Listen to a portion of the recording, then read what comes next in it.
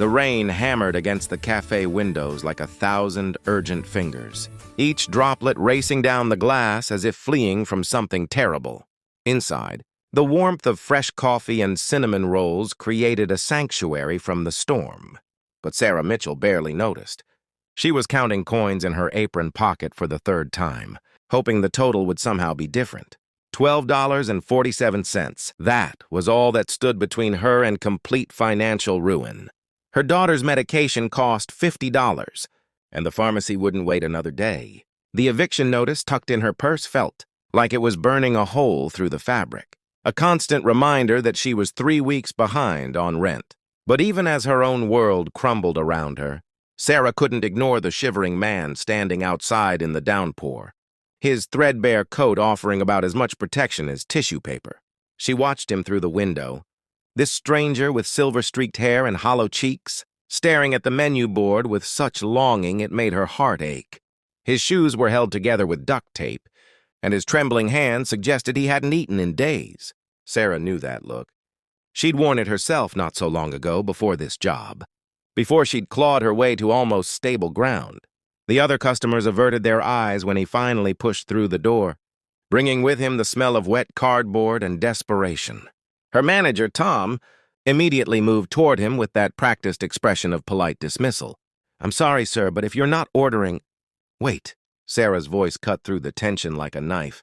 Everyone turned to look at her, and she felt her face flush hot. "He's with me. I'm buying his lunch." Tom's eyebrows shot up. "Sarah, you can't afford—" "I know what I can afford." She didn't, not really, but something deeper than logic was driving her now.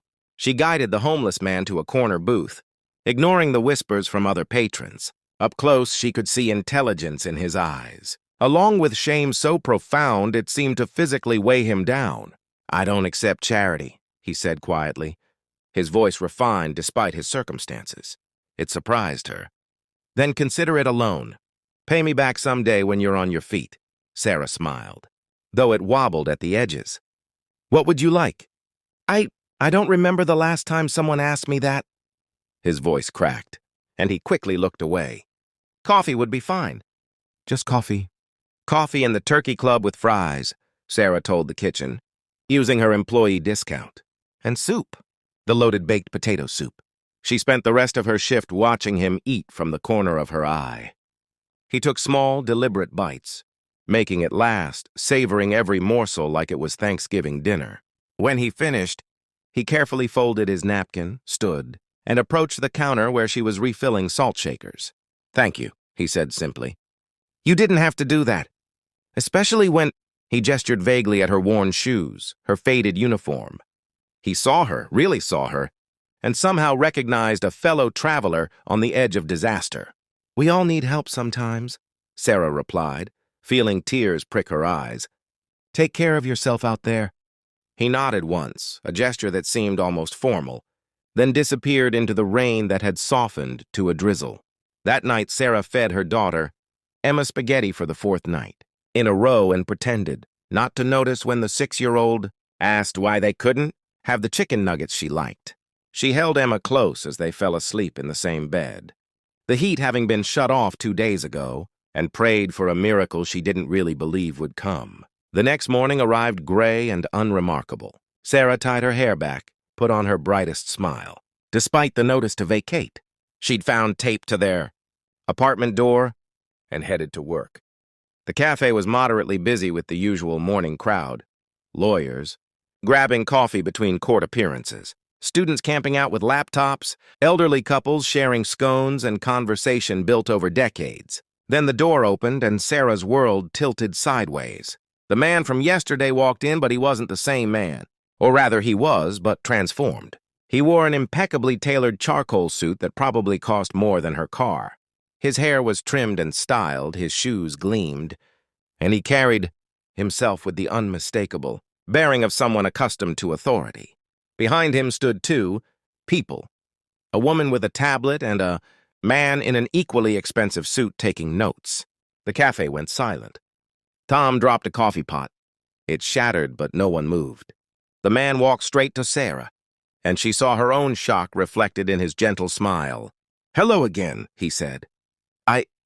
I don't understand, she whispered. My name is Richard Thornton.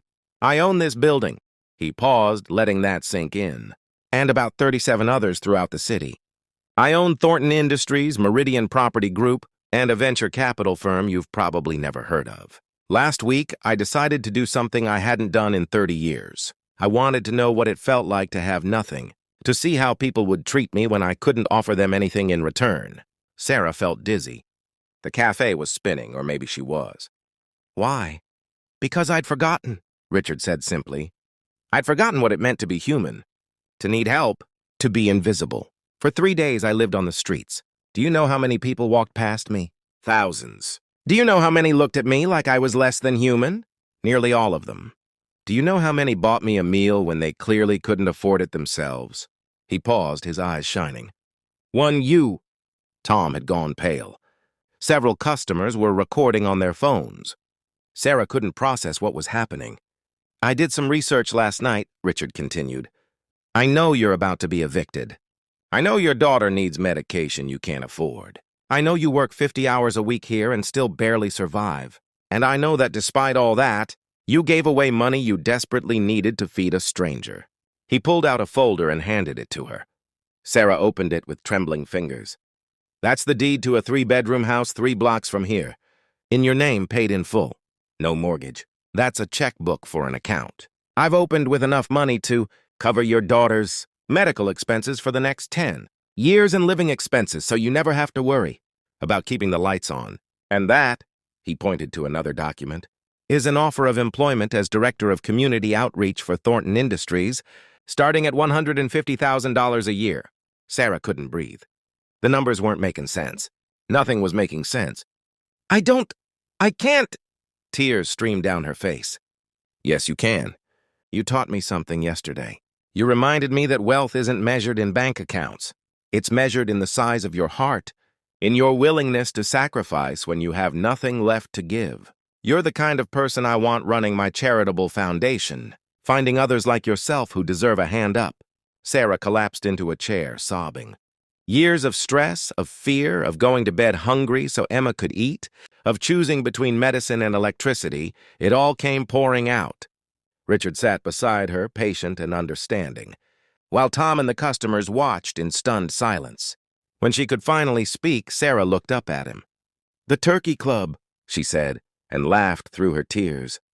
I gave you a turkey club and you're giving me a house. No, Richard corrected gently. You gave me back my humanity. You can't put a price on that.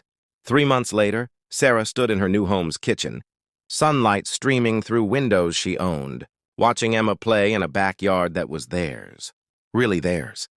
She'd started her new job, and every day she helped. People who reminded her of who she'd been.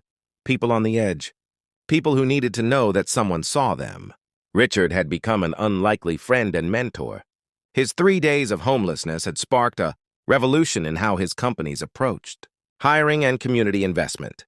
He'd started a program offering jobs to homeless individuals, complete with training, housing assistance, and mental health support. And it all started with a $12 turkey club and a waitress who understood that sometimes the richest thing you can offer someone is simple human kindness. Sarah learned that day in the cafe that miracles do happen, but they don't come from nowhere. They come from people choosing compassion when it costs them everything. They come from seeing the humanity in everyone, regardless of their circumstances. They come from understanding that we're all just one bad day, one illness, one loss away from needing that same kindness extended to us. The cafe still stands, busier than ever, now with a plaque by the door that reads, "Kindness spoken here." And sometimes, late at night when Sarah can't sleep, she thinks about that rainy afternoon and realizes the truth. She didn't save Richard that day. They saved each other.